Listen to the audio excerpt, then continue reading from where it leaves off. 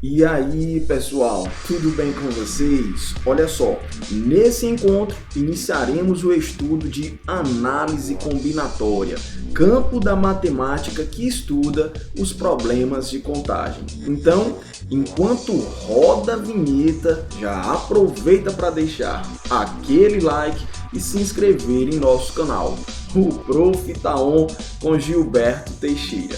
Vamos nessa!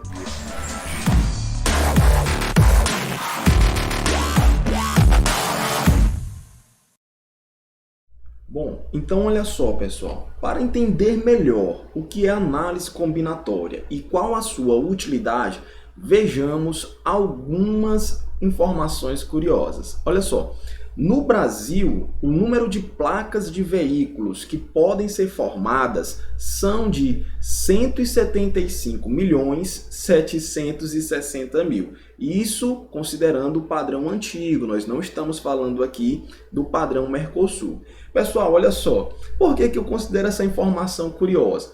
Como chegou-se, a esse número, a essa conclusão? Será se nós tivemos que contar placas uma a uma? Imagine aí esse trabalho, você no seu estado, contando todas as placas de veículos, No caso aí, seria um trabalho bem oneroso, não é verdade? Então deve existir um jeitinho de se encontrar essa informação. Uma outra informação curiosa diz o seguinte: na Mega Sena, que inclusive é um jogo bastante popular, uma aposta simples pode ser feita de 50.063.860 maneiras distintas. Mais uma vez, nós temos uma informação curiosa. Como que se chegou a esse resultado? Será se o camarada fez todas as apostas uma a uma, manualmente, ele escreveu lá todas essas apostas? Claro que não, é um trabalho bem oneroso. Bom, por fim, nós temos aí mais uma informação curiosa. Podem existir até 900 milhões de números de telefones para cada um dos estados no Brasil. Como que se chegou nesse número, pessoal? Como é que eu tenho acesso a essa informação? Mais uma vez, você percebe aqui que não foi contando telefone por telefone, Imagine você aí no seu estado sair contando todos os números de telefone possível, É um trabalho bem oneroso, não é verdade?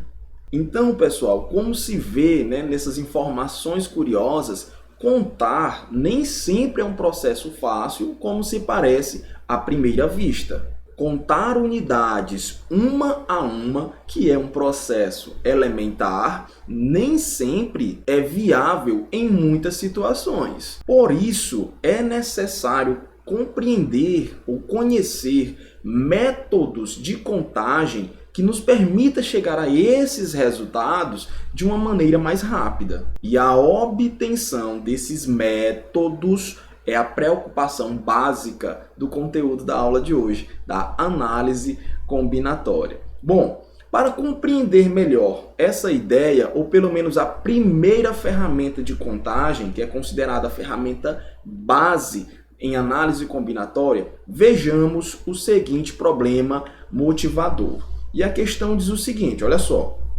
Uma lanchonete estava com a seguinte promoção de verão: sanduíche natural mais suco custava R$10. Para esse combo, o que ele está chamando de combo aí na questão? É o sanduíche mais suco, Há 3 opções de sanduíche, a saber, frango, atum e vegetariano, e 4 opções de suco, a saber, laranja, maracujá, uva e goiaba. De quantas formas distintas uma pessoa pode escolher o seu combo? Vejamos então uma solução para esse problema. Olha só, pessoal. Em primeiro lugar, a pessoa deverá optar pelo sabor do sanduíche. E há 3 opções para isso. Nós temos frango, atum e vegetariano. Para cada uma dessas opções, nós temos à nossa disposição 4 tipos de suco. Então vamos supor que eu escolha aí, por exemplo, o sabor frango, Eu quero o sanduíche de frango. Então eu posso montar o meu combo sendo frango com suco de laranja, frango com suco de maracujá ou com suco de uva, ou por fim, frango com suco de goiaba. De modo análogo para as demais opções, né, para os demais sabores de sanduíche. Se eu escolher atum, eu também vou ter 4 combos. E se eu escolher o sanduíche vegetariano, eu vou conseguir montar mais 4 combos. Dessa forma, né, nós concluímos então que nós podemos montar 12 combos diferentes, não é isso? Nessa solução, pessoal, nós utilizamos o que nós chamamos de árvore das possibilidades, ou ainda diagrama das possibilidades. Bom, mas essa provavelmente, né, não é a melhor saída, deve existir um jeito mais prático. Imagine, por exemplo, né, como ficaria esse desenho, né, esse meu esquema, essa minha árvore das possibilidades, se ao invés de 3 sabores de sanduíche eu tivesse 10 sabores, não é? Se ao invés de 4 tipos de suco, nós tivéssemos aí uma quantidade maior, 15 tipos de suco, por exemplo. Então já ficaria inviável pensar dessa forma. Mas essa ideia nos ajuda a compreender a ferramenta básica, né? A primeira ferramenta que nós vamos estudar no processo de contagem, né? Dentro da análise combinatória. Essa ferramenta, pessoal, ela é conhecida como princípio fundamental da contagem, ou ainda princípio multiplicativo. E diz o seguinte, bora lá. Se um experimento ocorre em 2 etapas sucessivas, x e y, de modo que x pode ocorrer de A maneiras e para cada uma delas y pode ocorrer de B maneiras, então o número de maneiras que esse experimento pode ocorrer é dado pelo produto AB, né? No caso A vezes B, certo? Professor, não compreendi muito bem. Vamos fazer o seguinte, fique ligado. Nessa definição, nós utilizamos a ideia apenas de 2 etapas para fazer uma analogia propositalmente com o problema motivador anterior, o problema que nós acabamos de resolver. Mas a definição formal de princípio fundamental da contagem ou princípio multiplicativo nos permite ampliar isso para 2 ou mais etapas, tudo bem? Então olha só, no problema anterior, qual era o nosso experimento? O nosso experimento era montar um combo, tá? Mas para montar esse combo, eu precisaria passar por 2 etapas. Quais são essas 2 etapas? Em primeiro lugar, eu deveria escolher o sanduíche, então essa era a minha primeira etapa. E em segundo lugar, eu preciso escolher o suco, não é verdade?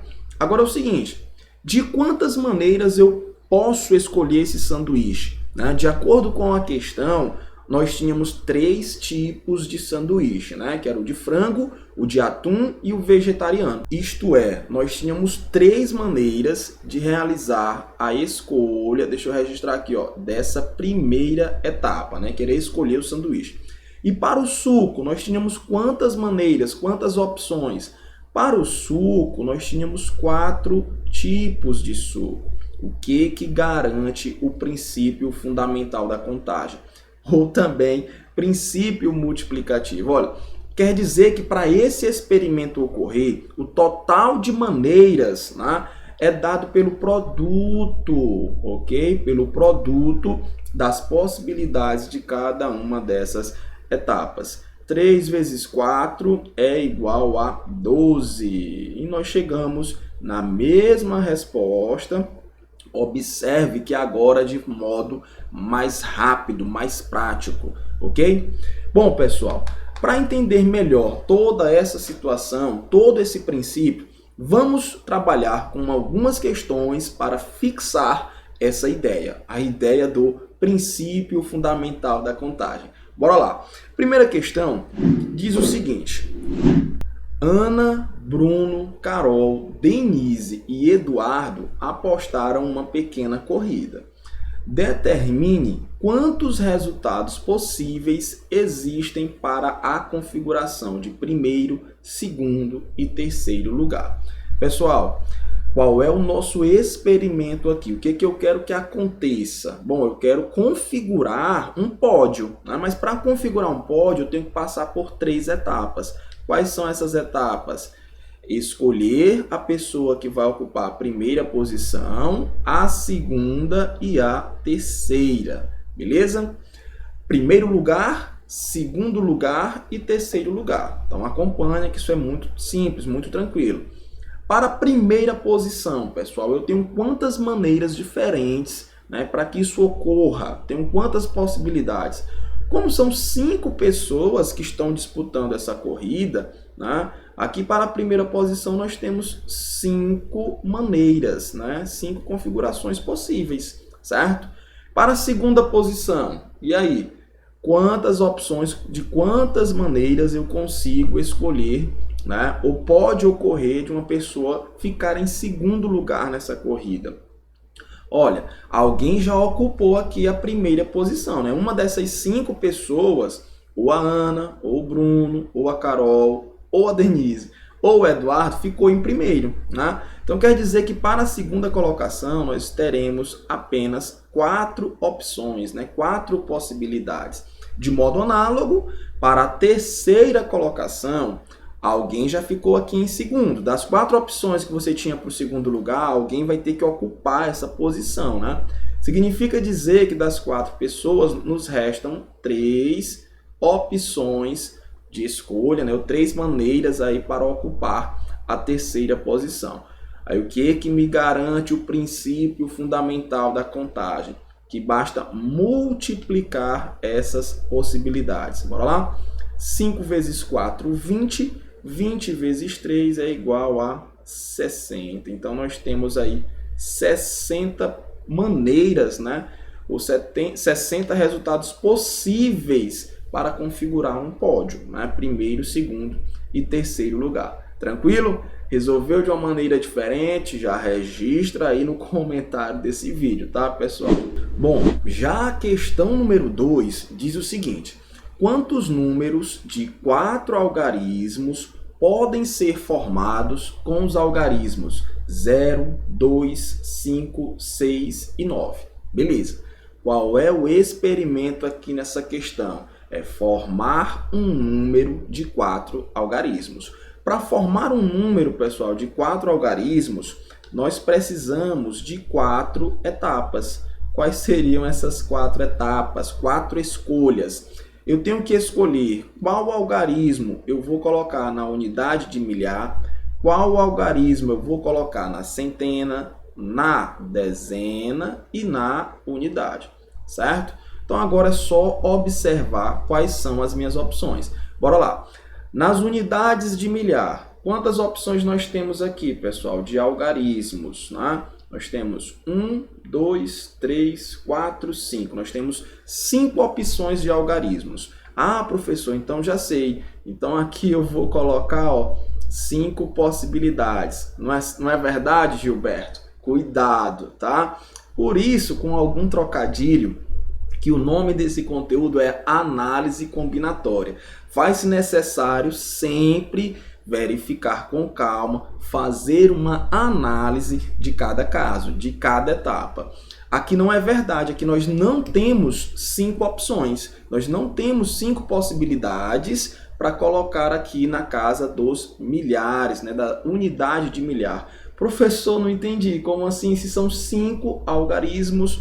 A resposta é simples, nós não podemos iniciar com o 0, né? Por exemplo, vou formar um número aqui com 4 algarismos, certo? Utilizando os algarismos dados, né? 5.650. Pronto, ó. Observe que eu utilizei os algarismos que foram dados aqui, né? Então, 5.650. Beleza. É um número que tem 4 algarismos. Acontece que se eu começo com 0, por exemplo, ó, vou configurar outro. 0, né? Aí 9, 0, 9, 2, 6. Então aqui é o 0926. Mas que número é esse, gente? Esse número, na verdade, ele é o 926, né? Porque esse 0 aqui não configura nessa posição, tudo bem? Professor, e aí o que que tem? Bom, a questão pede para que o número formado tenha 4 algarismos. Então, se você iniciar com o 0, o número formado vai ter apenas 3 algarismos. Deu para entender, pessoal? Então, bora lá.